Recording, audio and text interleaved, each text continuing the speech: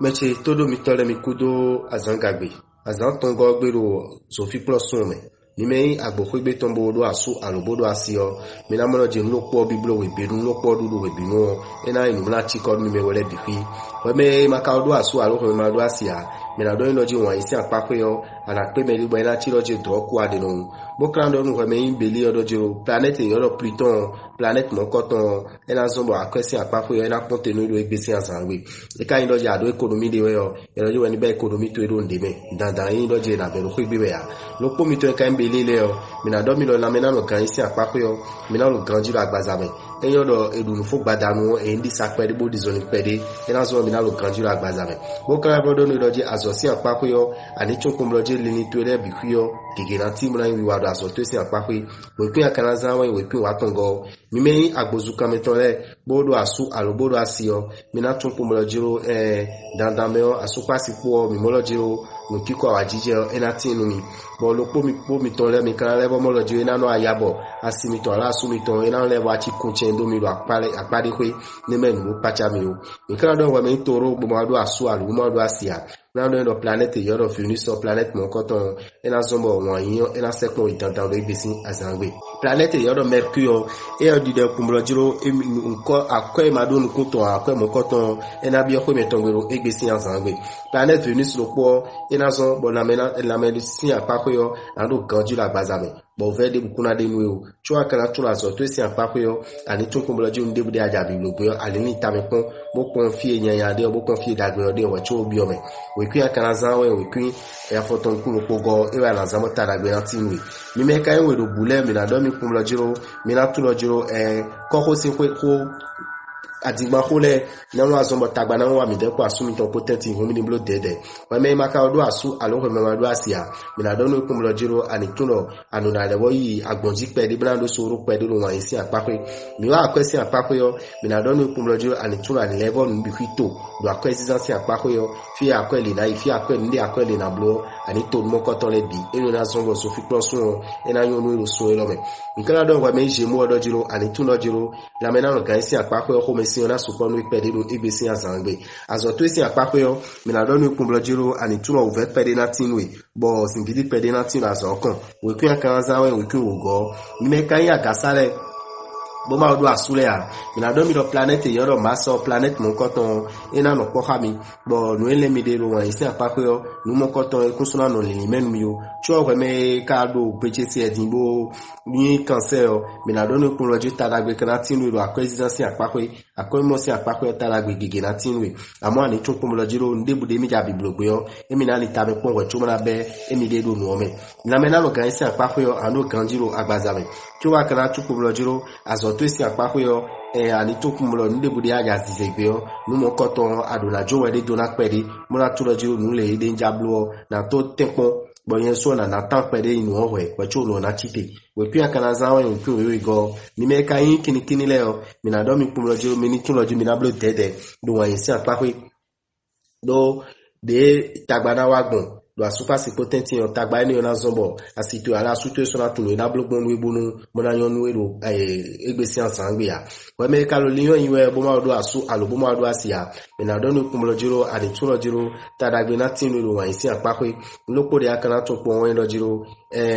me ana pe be na jeji no ta won me o sin beli alo liyon wole suno e we ne me dagbe no bo ana pe bo ma yon na tijo mi tetin we me do liyon yiwe o me na do no kumlo jiro tadagbe si apakwe yo ani to kumlo jiro nuko ina tinu ro akwesidansi apakwe ro igbe bo anu edo nuko ade o keke na tinu la ja lo to me akana ro ganjiro agbazame bo mi tun okana do ni lojiro azo to isi apakwe yo ani tun kumlo jiro mi na lebo pe me keke no jamo keke kana lebo timula bamla to tagbanu la so to ko ne we pia kana zawe we pia foton kwa tongo mi me kan yo nda lojile yo mi na do mi lo planet yoro Venus pole Mars po e me wele ro di lojiro e mi na no ko ha mi lo mi na ro ganji mi ja kwa sumi ton kwa lo asimi ton ko kiko na tinu mi kwa me maka do asu alo ko me ma do asia planet Venus so this wo e ro di lojiro wan isi apakwe yo e mi na wa dagbe mi bo kana do ni kumlo jiro akwesidansi apakwe yo wa me de no khonu mo no level sa numo koton le do jiro talagbe na tin mi do egbe ba ho nu do aki pochobe mo kana sa do aki ven me numo koton ndebude na khole we do egbe yo wani be akweto ide me la me na mo kan isi apako yo dudu to ya na cho eno na so ma no ganji agbazabe azo to isi apako yo me na do nu kumulo jiro talagbe na tin do azo to isi apako we kun akana zan we kun afoton kun we go e na zan bodagbe na tin we mi me kayin no dagale yo mi la don ni kumulo jiro mi ni tun lo jiro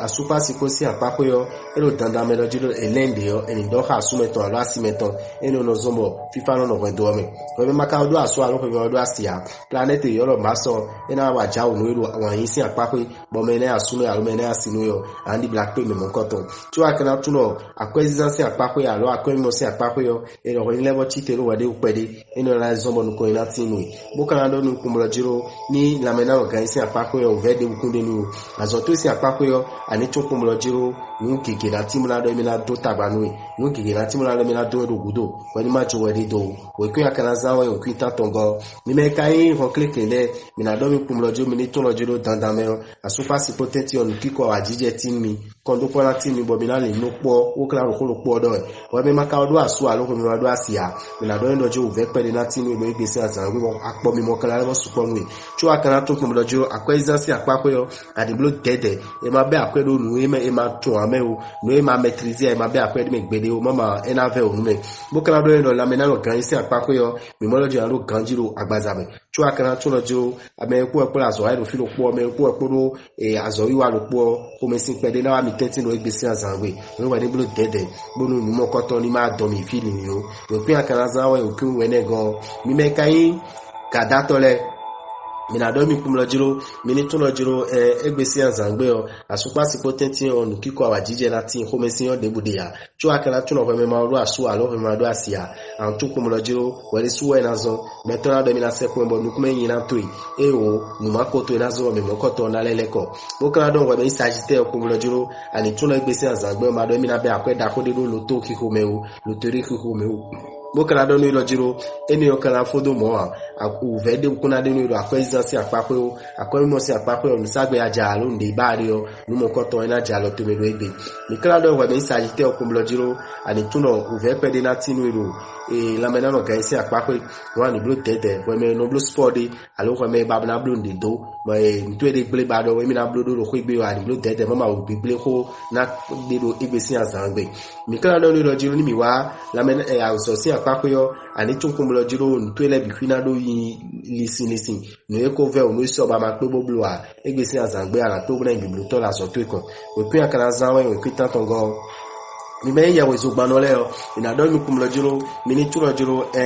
dandame o me capricorn ala tulo lopo na tino won isi apako ewe ndo jiro de ambu gomla ro gbeji na suto alo asito yo ewe na ni to le bikwi we me maka do aso alo ko me do asia ina do mi kumlo jiro ani tulo ndebude aja biblogbe alo ko debude aja didogbe alo decision debu ndebude aja soro won isi apako yo ani ni tameko kanji ocho igbenu won isi apako bokala do ni jiro antuna kwesi apako yo mi molo jiro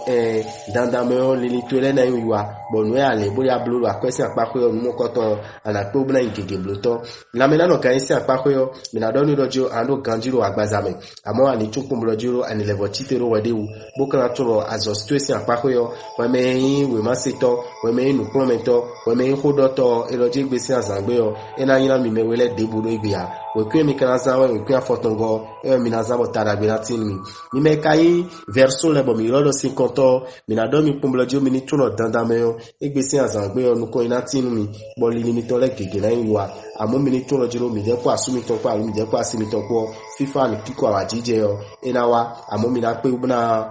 ugan mo koton we me maka odo asu alo we me do asia mi na do ni pumblojo no ele ya de mo isi apako yo no mo koton ekuso li mechu ana pe me mo koton azo to isi apako yo ani to kumolo jiro no ebade alo teme ebade yo no mo koton ana ipipe todo egbesi azangbo dagbe na tinido akwesi apako ti wa kana to azo to isi apako yo planet yo Pluton le so ela do alo ebo no ele ade azo kon ala pe bla blu mo koton wele so o ku afotongo e ya nazan botala gbe na tinido